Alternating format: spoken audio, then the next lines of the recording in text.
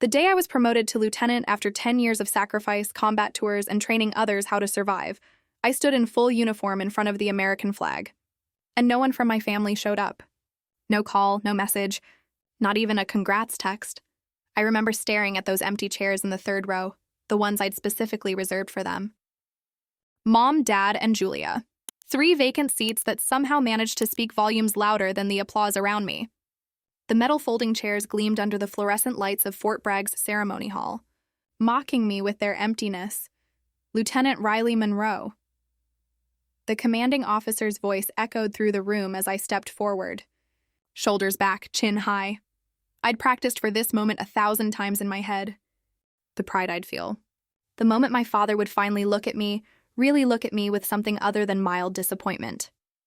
The way my mother might finally stop referring to my career as Riley's little army phase. The possibility that my sister Julia might, for once, share the spotlight instead of stealing it. But as I saluted and accepted my lieutenant bars, all I could hear was the conspicuous absence of their voices among the cheers. Noah's familiar face beamed from the second row. My sweet, supportive Noah, who'd driven 3 hours from his elementary school in Charlotte where he taught music, just to watch me receive a pair of small metal bars. He understood what this meant. He always did. "I'm so proud of you," he whispered later, his arms wrapped around me at the reception.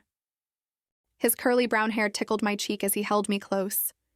"You earned every bit of this." I nodded against his shoulder, unable to articulate the hollow feeling expanding in my chest. How do you explain to someone who loves you unconditionally what it feels like to be conditionally loved your whole life? My phone buzzed. For a moment, hope fluttered in my chest. Ridiculous, desperate hope. But it wasn't them. It was a notification from Instagram. My mother had just posted a photo of sunset over crystal blue waters, margaritas held high, and 3 smiling faces, Mom, Dad, and Julia. The caption read, "Celebrating our amazing daughter's new luxury design contract. Proud parents. Keys to success. Florida keys." I stared at the timestamp. They had posted this during my ceremony. "They're in Florida," I said flatly, showing Noah the phone. "Celebrating Julia's new contract." Noah's eyebrows furrowed, his gentle teacher's face hardening with rare anger. Did they forget? I slipped the phone back into my pocket. No, they RSVP'd last month. Dad said they'd be here. "Riley?" Noah started, but I shook my head. "It's fine. Really." I straightened my uniform, adjusted my new lieutenant bars. This is about me and my achievement. Not about them, but it wasn't fine. Not really. And as we drove back to the small apartment I called home on base, I couldn't help but scroll through the comments under that Instagram post. "You two make parenting look so rewarding. Julia is lucky to have such supportive parents. Family goals. Nothing better than parents who show up for their kids." I almost laughed at that one. Almost. My history with disappointment should have prepared me better. I joined the Army at 18, partly out of patriotism and partly out of desperation to escape the Monroe family dynamics. In our Lexington, Kentucky home, the hierarchy had been established early. Julia was the star, the beauty, the artist. I was the other one. The stubborn one. The one who insisted on playing soldier, as my mother put it. When I graduated from basic training, they had a scheduling conflict, Julia's art show. When I completed my first deployment to Afghanistan, they were concerned about crowds at the homecoming. When I earned my master's in strategic security while serving, they asked why I didn't study something more practical for when you eventually quit. You'd think after a decade of this, I'd have built immunity. Yet here I was, a freshly minted lieutenant with combat experience and leadership responsibilities, scrolling through social media like a teenager, looking for crumbs of parental approval. Noah made dinner that night, pasta with mushrooms. My favorite, and we ate on the small balcony overlooking the base. The April air was warm, filled with the distant sounds of soldiers going about their evening routines. "What are you thinking?" Noah asked, his voice gentle in the gathering darkness. I twirled pasta around my fork, watching the steam rise. "I'm thinking that I need to stop expecting them to change." That's probably wise. But then I think, is it so unreasonable to want your parents to show up for one of the biggest moments of your career? Noah reached across the table and took my hand. His fingers were calloused from years of playing guitar for his students. It's not unreasonable. It's human. I keep telling myself it doesn't matter, I continued, the words tumbling out now. I'm 31 years old. I've been in combat zones. I've led men and women through situations most people couldn't imagine. Why do I still care what Gerald and Sandra Monroe think of me? Because they're your parents, Noah said simply. And we're programmed to seek their approval. It's basic psychology. I see it in my students every day. I sipped my wine, letting the truth of his words sink in. Well, Lieutenant Monroe is officially decommissioning that program. Noah smiled, but his eyes remained concerned. Just remember that their inability to see your worth has nothing to do with your actual worth. Later that night, as Noah slept beside me, I lay awake staring at the ceiling. My phone pinged with a text from my father. Hope the ceremony went well. Your mother sends her love. Julia's client is worth millions, couldn't miss this opportunity. You understand? It's business. No congratulations. No apology. Just the implication that Julia's career would always matter more than mine. That protecting America wasn't as valuable as decorating rich people's living rooms. I didn't respond.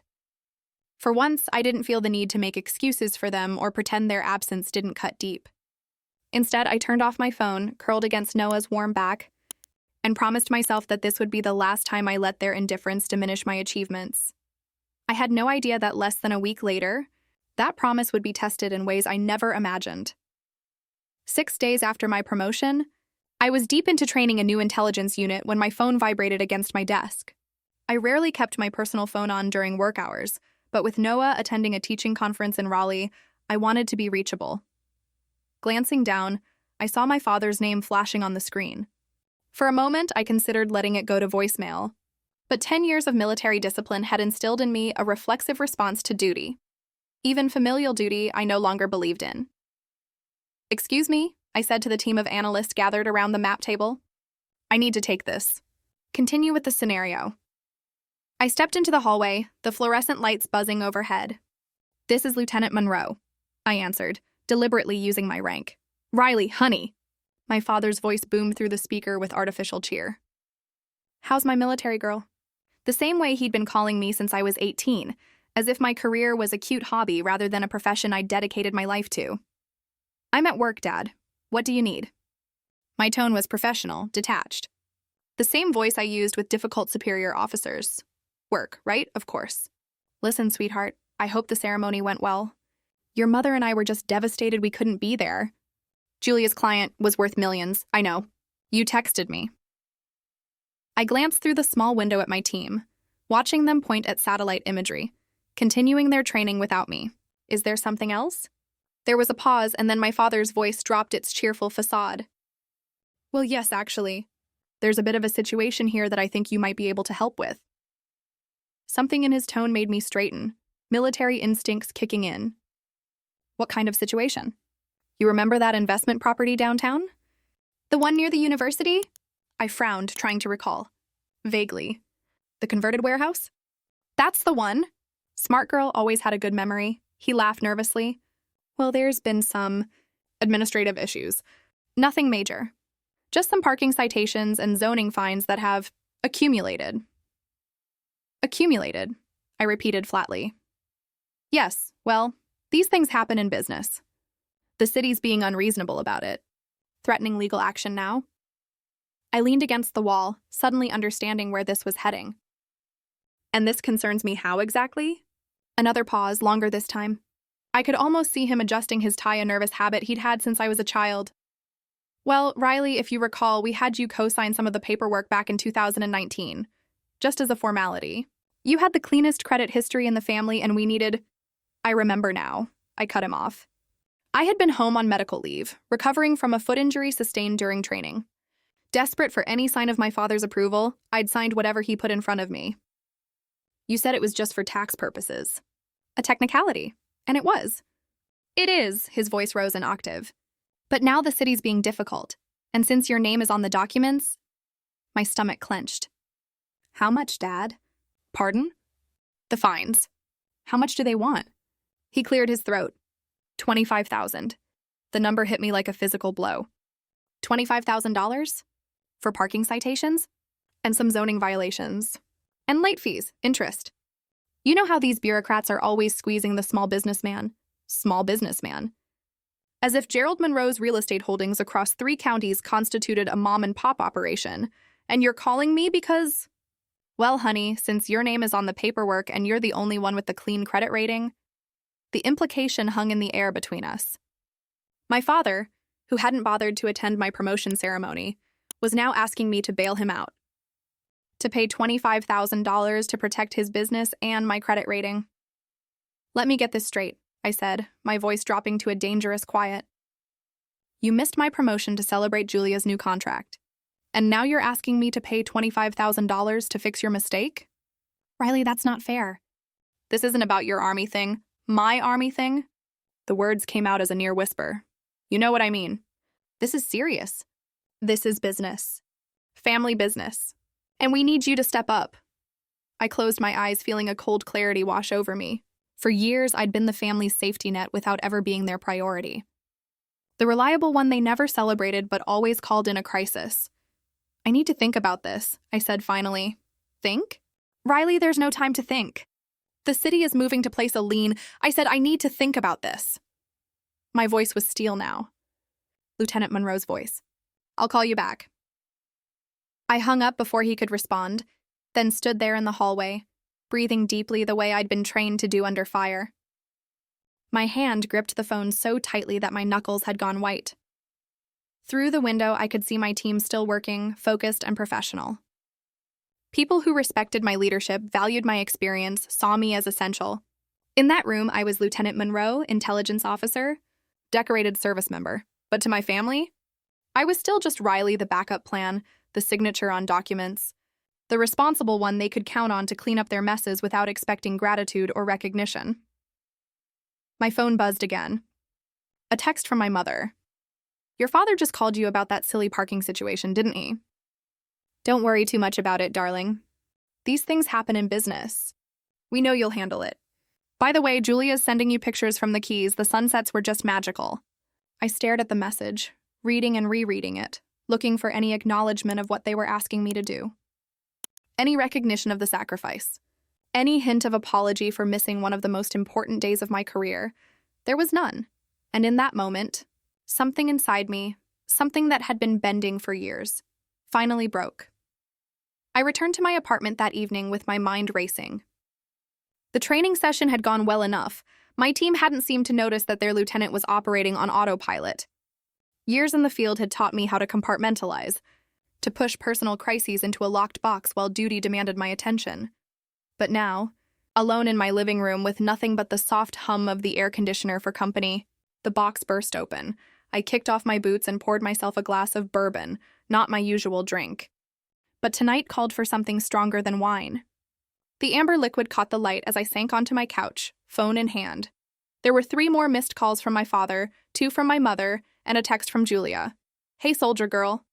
Hope this business thing doesn't interfere with your army stuff. Dad seems stressed. Anyway, look at this amazing sunset from our trip. Attached was a selfie. Julia's perfect features bathed in golden light, our parents beaming on either side of her. The same parents who couldn't be bothered to drive 4 hours to see me receive my lieutenant bars. I zoomed in on my father's face.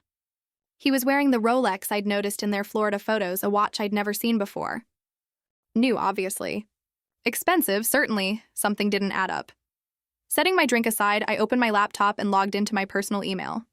After some digging, I found what I was looking for, the documents I'd signed back in 2019. I'd asked my father to send me copies, and in a rare moment of compliance, he actually had. I read through them carefully this time, not with the trusting eyes of a daughter desperate for approval, but with the analytical mind of an intelligence officer trained to spot inconsistencies. The property in question was a converted warehouse near the University of Kentucky, supposedly being developed into artisan retail spaces.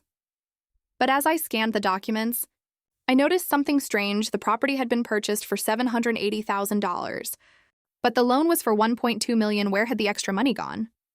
My phone rang again. My father. This time I answered, Dad, I've been looking at the paperwork for the property.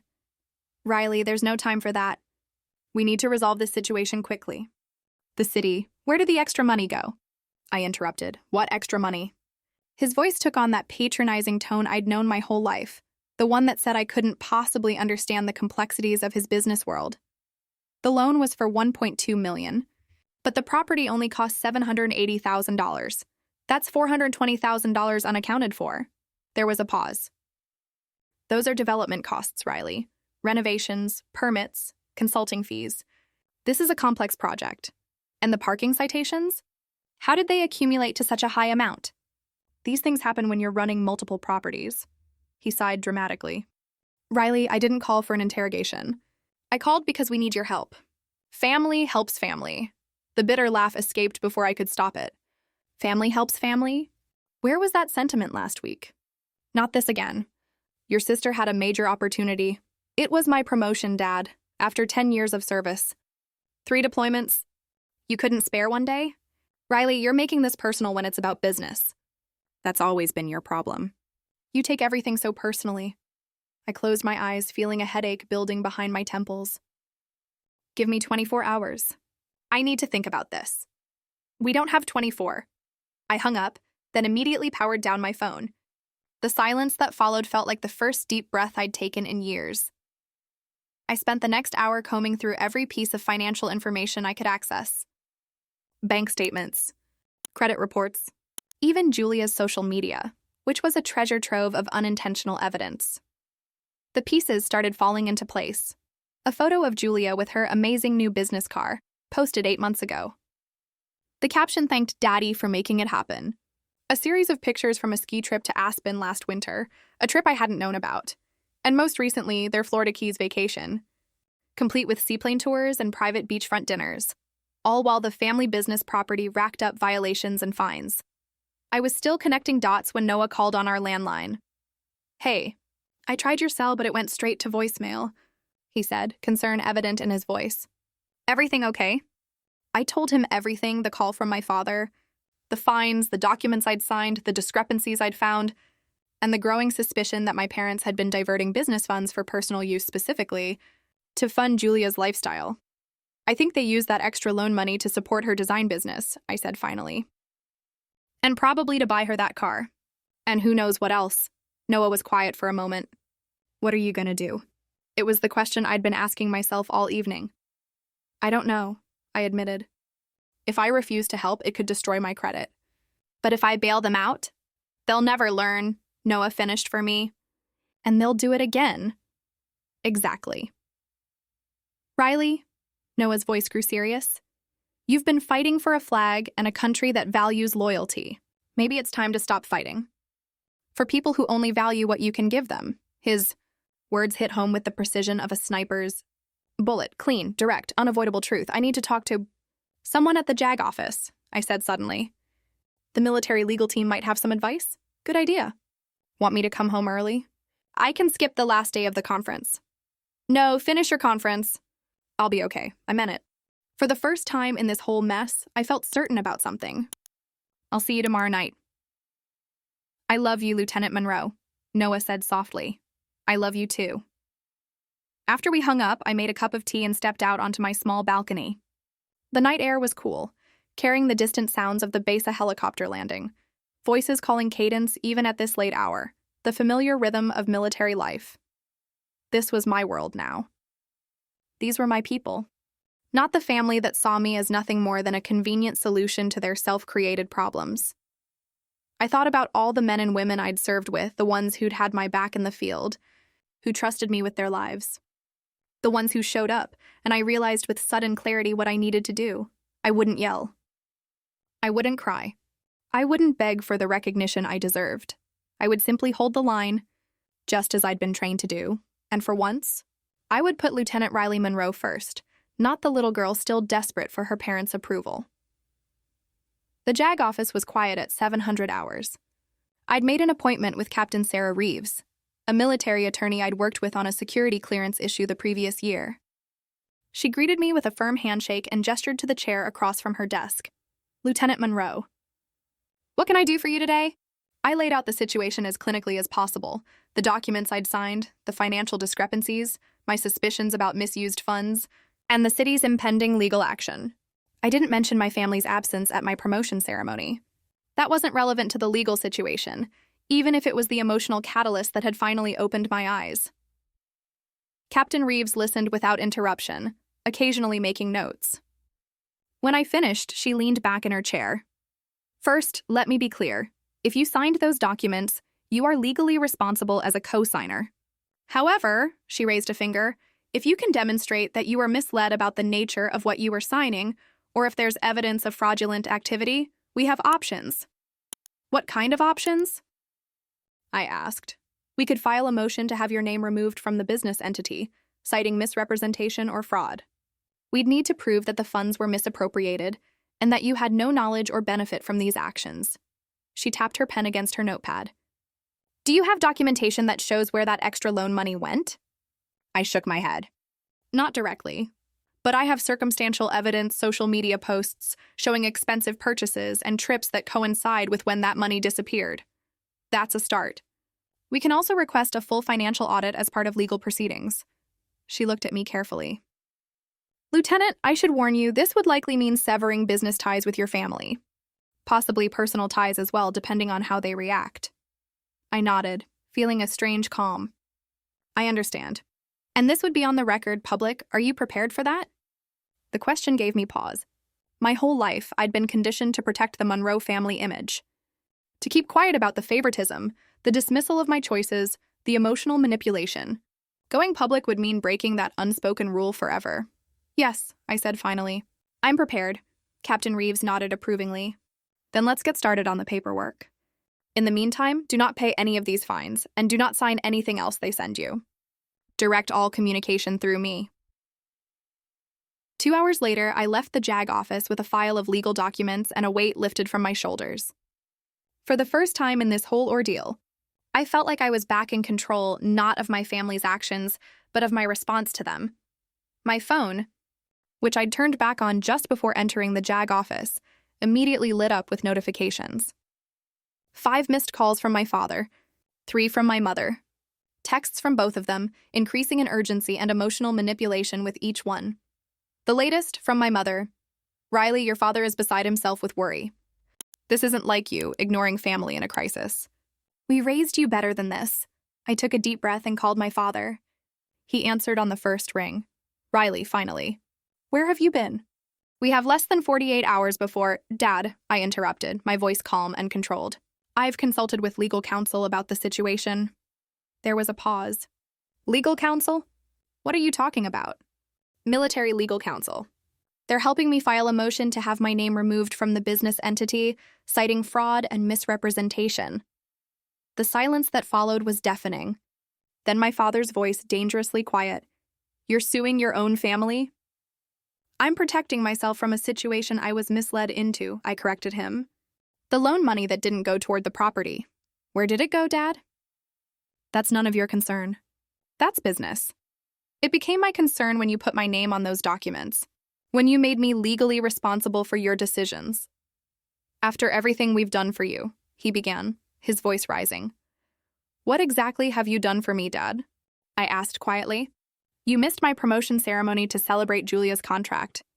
You've dismissed my entire career as a phase. And now you expect me to pay $25,000 to fix your mistake. This isn't about your Army thing, he exploded. This is about family loyalty. My Army thing is my career, I said, still keeping my voice level. My service. My life's work. And as for loyalty, it goes both ways. Riley, be reasonable. Think about what this will do to the family name. To our reputation in Lexington, I almost laughed. Of course that was his concern, not how his actions had affected me, but how my response might affect him. Dad, remember when you told me my promotion was just a formality? I asked, echoing his dismissive words from our previous conversation. What does that have to— Well, so is this silence. I paused, letting the words sink in. All future communication should go through Captain Sarah Reeves at the Fort Bragg JAG office. I've texted you her contact information. Riley, goodbye, Dad. I hung up, then blocked both my parents' numbers. Not permanently, I wasn't ready for that finality yet, but I needed space. Time to think without their voices in my head. Back at my apartment, I changed into running clothes and hit the trails that wound around the perimeter of the base. The rhythmic pounding of my feet against the packed earth helped clear my mind, helped remind me of who I was beyond the Monroe family dynamics. Lieutenant Riley Monroe. Intelligence officer, leader, survivor. I ran until my legs burned and my lungs ached, until the physical exhaustion matched the emotional toll of the past few days. And somewhere along that trail, between heartbeats and labored breaths, I made peace with my decision. I couldn't control whether my family ever saw my worth, but I could stop letting their blindness define me. 3 days after I blocked my parents' numbers, Noah found me at the kitchen table surrounded by paperwork. The legal process was moving faster than I'd expected. Thanks to Captain Reeves's efficiency and the clear evidence of financial mismanagement we'd uncovered. "You've been busy," Noah observed, setting down his guitar case. He'd just returned from teaching his after-school music program. I looked up, pushing a strand of hair from my face. The JAG office subpoenaed the full financial records for the property. Turns out my father diverted most of that extra loan money to Julia's design firm. Called it a business investment. And guess what else? Noah settled into the chair beside me. I'm almost afraid to ask. The parking citations weren't just parking citations. The city cited them multiple times for unauthorized construction, improper waste disposal, and operating without proper permits. They ignored the citations for almost 2 years. Noah whistled low. And they expected you to clean it all up? With my military salary? I shook my head, still amazed at their audacity. The property is being foreclosed on now. There's nothing I can do to stop that, not that I would. But at least my name is being removed from the legal documents. My credit will take a small hit, but nothing catastrophic. Have you heard from them? Noah asked carefully. I nodded. Julia texted me from a new number. Said I was destroying the family and being selfish. That mom's having anxiety attacks, and dad hasn't slept in days. Classic guilt tactics. Exactly. I gathered the papers into a neat stack. The funny thing is, a week ago that message would have devastated me. Now it just confirms I'm doing the right thing. Noah reached across the table and took my hand. I'm proud of you, Riley. This can't be easy. It's not, I admitted. But it's necessary. For all of us, really. Just then, my phone lit up with an unfamiliar Lexington number. I hesitated, then answered and put it on speaker. Lieutenant Monroe, I said formally. Riley? It's Aunt Margaret, my father's sister. We'd never been close. She lived in Chicago and visited Kentucky only for major holidays, but she'd always been kind to me, sending birthday cards that acknowledged my military achievements rather than questioning them. Aunt Margaret. This is unexpected, I know, dear. I hope I'm not overstepping. Her voice was tentative, lacking the usual Monroe family confidence. I heard about what's happening with the property. With Gerald and Sandra, I tensed. And you're calling to tell me I should help them? That family comes first? Quite the opposite, actually. She paused. Riley, your father has been using people as financial safety nets his entire life. Me included. I lost $40,000 in one of his sure-thing investments back in the '90s, money I never saw again. The revelation stunned me into silence. I should have warned you years ago, she continued. But Gerald has a way of making you believe you're the problem. That if you just had more faith in him, everything would work out. I found my voice. Why are you telling me this now? Because I saw the announcement of your promotion in the military newsletter. Congratulations, by the way. And then heard through family channels that you were being dragged into Gerald's latest financial mess. The timing seemed familiar. They missed my ceremony, I said quietly. They were in Florida celebrating Julia's new contract. Aunt Margaret sighed heavily. Some people never change, Riley. Your father has always favored whoever could advance his image or finances. When Julia showed artistic talent that could impress his country club friends, she became the golden child. Your military career? Well, it didn't fit his narrative of success. And it didn't directly benefit him, I added, pieces falling into place. Until he needed your clean credit score, she agreed. Listen, I don't want to poison you against your family, but I want you to know you're not crazy for protecting yourself. Sometimes the healthiest thing we can do for the people who raised us is to stop enabling their worst behaviors. After we hung up, Noah and I sat in silence for a moment. Well, he finally said. That was illuminating. It was, I agreed, and strangely comforting. At least now I know it wasn't just me, that I wasn't imagining the pattern. My desk phone rang my work line. I answered to find my commanding officer's administrative assistant. Lieutenant Monroe, there's a Sandra Monroe insisting on speaking with you. She says it's a family emergency. Should I put her through? My mother had called my unit. The boundary violation took my breath away. No, I said firmly. Please inform her that personal calls should go through proper channels, not my military line. Yes, Lieutenant. Also, Major Williams would like to see you in his office at 0900 tomorrow. After hanging up, I turned to Noah, alarm creeping into my voice. Why would Major Williams want to see me? Maybe it's about the new training program? Or the upcoming security briefing? Maybe, I said, but doubt gnawed at me. Or maybe my parents are escalating. That night, I slept fitfully, dreaming of empty chairs and unpaid bills with my name on them. I woke before dawn, put on my uniform with extra care, and drove to the base with a knot in my stomach.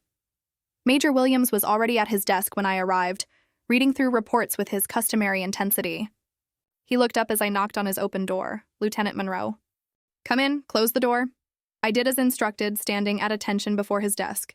At ease, Lieutenant. He gestured to the chair across from him. I received an unusual call yesterday from a Gerald Monroe claiming to be your father. My stomach dropped. Sir, I apologize for the inappropriate contact. I assure you, he held up a hand. No need to apologize, Monroe. You're not responsible for other people's actions. His eyes narrowed slightly. He seemed to think I should be concerned about your judgment. Something about a family business matter affecting your focus. I took a deep breath. Sir, with your permission, I'd like to explain the situation. Please do. I gave him the condensed version, the documents I'd signed years ago. The discovery of financial mismanagement, the legal steps I was taking to protect myself. I kept emotion out of it, sticking to the facts as I would in any intelligence briefing. When I finished, Major Williams leaned back in his chair, studying me.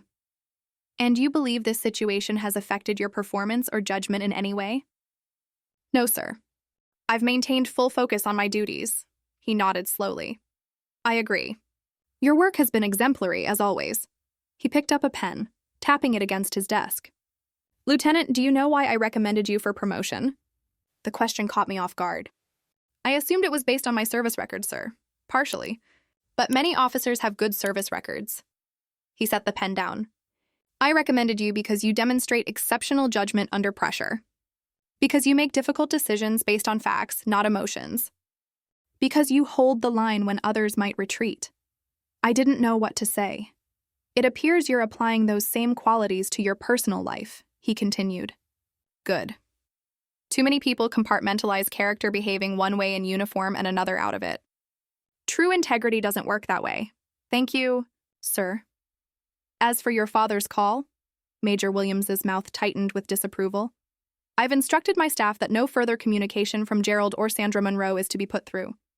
Your family disputes are your business, not the United States Army's. Relief washed over me. I appreciate that, sir. That will be all, Lieutenant. Dismissed. I saluted and turned to leave. And Monroe? He called after me. The training exercise next week? I want you leading it. Yes, sir. Thank you, sir. I walked out of his office with my head high, a weight lifted from my shoulders. For the first time since this ordeal began, I felt fully validated, not as a daughter seeking approval, but as an officer who had earned respect through consistent, principled action. My family might never see my worth, but here in this world I'd built for myself, I was valued for exactly who I was. The Lexington Business Journal wasn't exactly the New York Times, but in Kentucky business circles it carried significant weight. Which is why my heart stuttered when Noah handed me the latest issue 3 weeks later, his expression a mixture of concern and vindication. Page 4, he said quietly. The headline was stark. Monroe Property Group faces foreclosure. Amid allegations of fund misappropriation. I sank onto our couch and began to read. The article detailed the foreclosure of the warehouse property, the accumulated fines, and most damningly, the ongoing investigation into Gerald Monroe's business practices. It mentioned that a family member whose name was used on legal documents without full disclosure of liabilities had filed a formal complaint through military legal channels. I wasn't named directly, but anyone who knew the Monroe family would connect the dots. This is going to destroy them, I whispered. Noah sat beside me. No, Riley, their choices are destroying them. You just refuse to be collateral damage. My phone buzzed with a text from an unknown number. Julia, again, with a new phone. Are you happy now? Dad's clients are pulling out. Mom can barely leave the house because of the gossip. All because you couldn't help family this one time. I showed the message to Noah, who read it with a grimace. One time? He echoed incredulously. After a lifetime of them putting Julia first? After they missed your promotion to celebrate her contract? It's selective memory, I said, setting the phone down without responding. In their version of events, I'm the ungrateful daughter who abandoned them in their time of need. The fact that they abandoned me repeatedly doesn't factor in. Are you okay? Noah asked, searching my face. I considered the question carefully. Yes, I said finally. I'm sad for them. Sad that they can't see how their actions led to this. But I'm not going to carry that burden for them anymore. Later that day, I received an email from a name I didn't recognize. Michael Chen, senior designer at Bluegrass Interiors. Lieutenant Monroe, we haven't met, but I worked with your sister Julia until recently. I'm reaching out because I think you should know that Julia lost her biggest client last week, the Andersons, who were renovating their vacation home. They pulled out after hearing rumors about financial impropriety in the Monroe family businesses.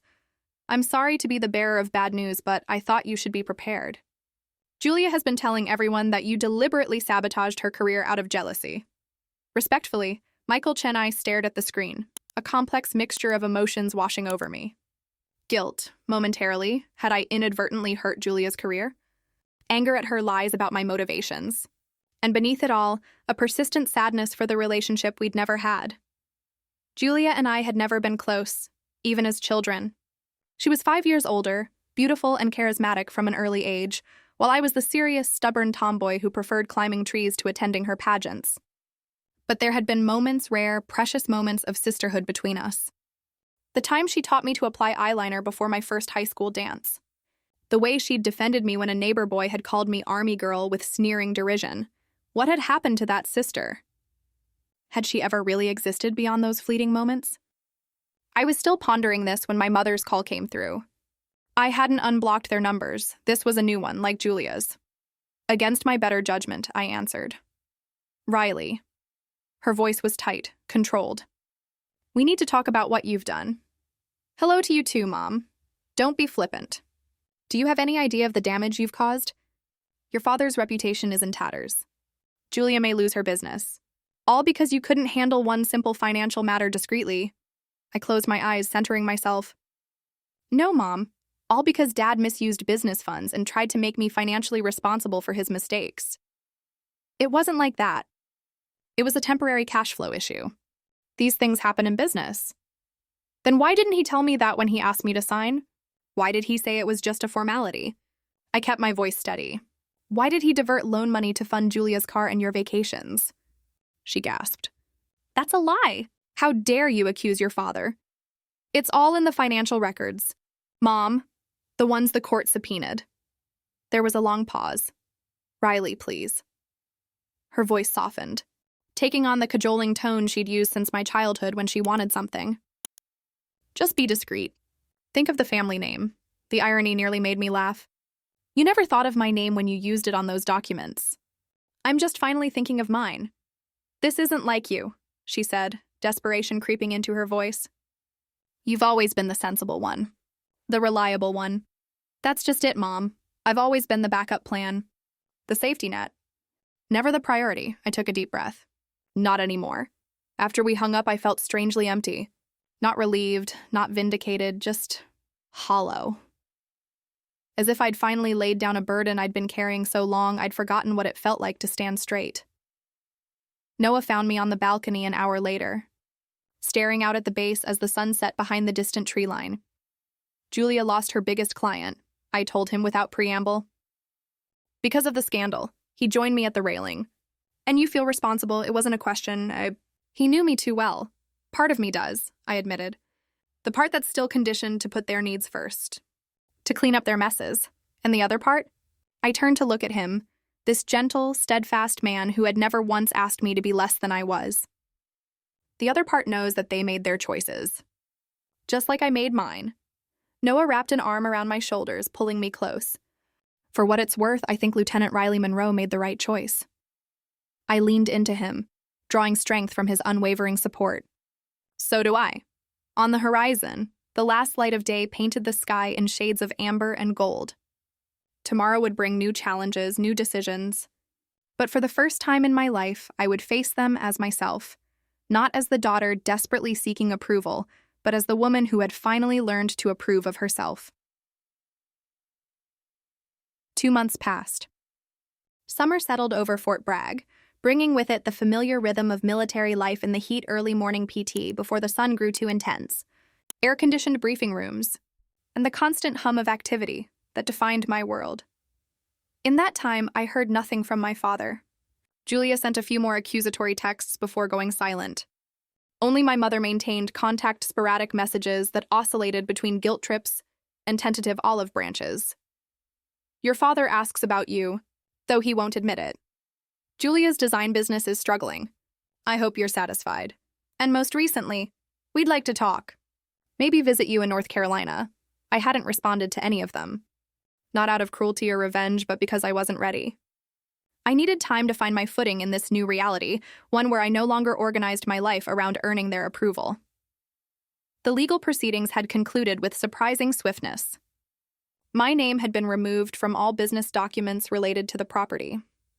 My father's company had indeed begun to unravel, with several investors pulling out after the scandal broke. The foreclosure was finalized, and the city of Lexington had imposed additional penalties for the years of violations. None of this brought me joy. There was no satisfaction in watching my family face the consequences of their actions. But there was peace in knowing I had finally broken the cycle that I had chosen self-respect over self-sacrifice. Lieutenant Monroe. I looked up from my desk to find Sergeant Martinez in my doorway, tablet in hand. The security protocol revisions you requested, ma'am. He handed me the device. And Major Williams asked me to remind you about the feature in Military Leadership Quarterly. Thank you. Sergeant.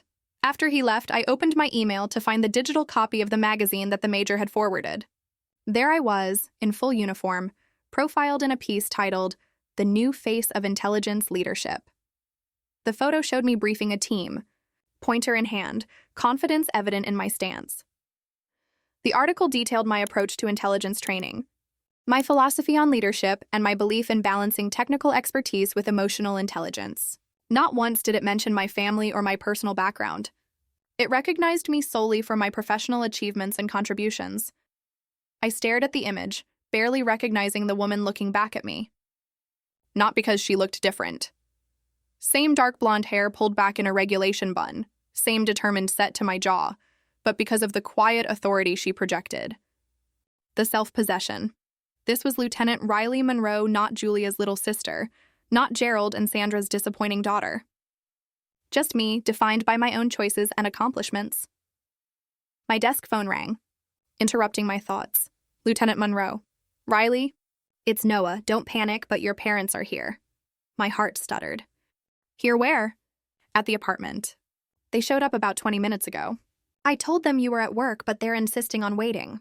He lowered his voice. Your father seems different, subdued. Your mother's been crying. I gripped the phone tighter.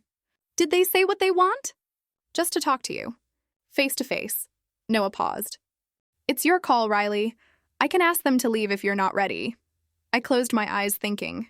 Part of me wanted to avoid this confrontation, to maintain the distance that had given me space to heal. But another part, the soldier who had faced far more dangerous situations than a difficult family conversation, knew that, eventually, this moment had to come. I'll be there in 30 minutes, I decided. Don't let them leave. Are you sure? Yes, I said, surprising myself with how firm I felt. It's time. I found Major Williams and requested a rare personal hour. He approved it without question after I briefly explained the situation. Family reconciliations are important, Monroe, he said. His usual gruffness softened slightly. Even difficult ones. Especially difficult ones. The drive home was a blur of rehearsed speeches and abandoned phrases. What could I possibly say to them? What could they say that would make any difference now? When I reached our apartment building, I sat in my car for several minutes, gathering my courage. I wasn't afraid of them not anymore, but I was afraid of sliding back into old patterns, of compromising the hard-won peace I'd found. Finally, I took a deep breath, straightened my uniform, and went inside. They were sitting in our small living room, my father on the edge of the couch, looking smaller somehow than I remembered. My mother perched beside him, clutching a tissue. Noah stood by the kitchen counter, his posture protective even from a distance. Riley. My mother rose, reaching for me, then hesitated when she saw my expression. Mom. Dad. I nodded to each of them, remaining by the door. Noah said you wanted to talk. My father cleared his throat. Yes, he faltered, looking down at his hands. The confident businessman, the family patriarch who had dominated every room, now seemed unable to find words. Your father has something to say to you, my mother prompted gently. He looked up, and I was startled to see tears in his eyes. In 31 years, I had never seen my father cry. I was wrong, he said simply. About everything. The business. The property. How I treated you. He swallowed hard. I've lost almost everything, Riley, the company. My reputation, investors, friends we've had for decades. I remained silent, waiting, but none of that matters compared to losing you. His voice cracked. I didn't see what was right in front of me all these years. A daughter I should have been proud of. A woman of integrity and courage. Why now? I asked quietly. Because you've lost everything else? Because you need something from me again? He shook his head. Because losing everything else made me see what really matters. It shouldn't have taken this, I know that. But it did. He wiped roughly at his eyes. I don't expect forgiveness. I don't deserve it. I just needed you to know that I was wrong. And I'm sorry. For a moment, I couldn't speak. These were the words I'd waited a lifetime to hear. Yet now that they'd been said, I found myself uncertain how to respond. Did I believe him? Could people really change so fundamentally? My mother spoke into the silence. We've been in counseling, Riley, both of us. Trying to understand how we got here? How we failed you so badly? I glanced at Noah, who gave me a small nod of encouragement. I appreciate you coming, I said finally. And I hear your apology. But this isn't something we can fix in one conversation. We know, my mother said quickly. We're not expecting that. We just want a chance. To get to know you, the real you. Not the version of you we tried to make you into. I studied them, these familiar strangers who had shaped so much of my life, for better and worse. I saw genuine remorse in my father's slumped shoulders, in my mother's red-rimmed eyes. But I also remembered years of dismissal and disappointment. You're welcome to visit, I said after a long moment. But this is who I am now. And you will address me as such, not as Julia's little sister, or the mistake with the boots, but as Lieutenant Monroe. Or not at all, my father nodded slowly. Lieutenant Monroe, he repeated, the title strange on his tongue but spoken with newfound respect. Thank you for seeing us. When they left an hour later, after a careful, stilted conversation about neutral topics, I felt drained but oddly peaceful. There had been no dramatic reconciliation, no tearful embrace that erased the past. Just a tentative first step on a long, uncertain road. You okay?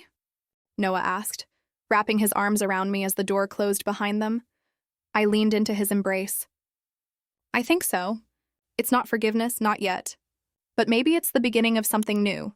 They seemed sincere, he observed. They did, I agreed. But actions matter more than words. We'll see. That night, as we lay in bed, Noah asked the question I'd been turning over in my mind all evening. Do you think you'll ever fully trust them again? I stared at the ceiling, considering. I don't know. But I do know that I don't need their approval anymore to feel whole. And that's something they can never take away from me again. 6 months later, on a crisp fall morning, I stood before a gathering at Fort Bragg's Memorial Park. The ceremony was smaller than my promotion, more intimate, just 30 seats arranged in neat rows facing a simple podium. Behind it hung the American flag, rippling gently in the breeze. I adjusted my uniform and scanned the crowd. Noah sat in the front row, beaming with pride. Beside him, surprisingly, were my parents. My father in a dark suit.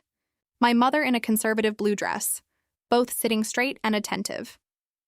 In the month since their visit, we had established a careful, tentative relationship. Weekly phone calls. Occasional weekend visits. They had met some of my colleagues, attended a military function as my guests. Small steps, building slowly toward something that might someday resemble trust.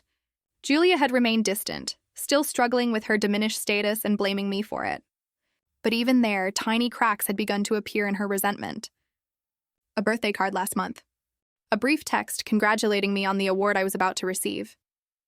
The Army Achievement Medal wasn't the highest honor one could receive, but it recognized the intelligence training program I had developed, a program now being implemented at bases across the country. Major Williams had nominated me, citing my exceptional initiative and leadership. As Colonel Harris called my name, I stepped forward, shoulders back, chin high, the same posture I had maintained at my promotion ceremony, but this time with a profound difference. This time I wasn't looking for validation in the audience. I already knew my worth, Lieutenant Riley Monroe, Colonel Harris announced, for exceptional service in developing the Strategic Intelligence Response Training Program, which has significantly enhanced our intelligence capabilities and will save American lives.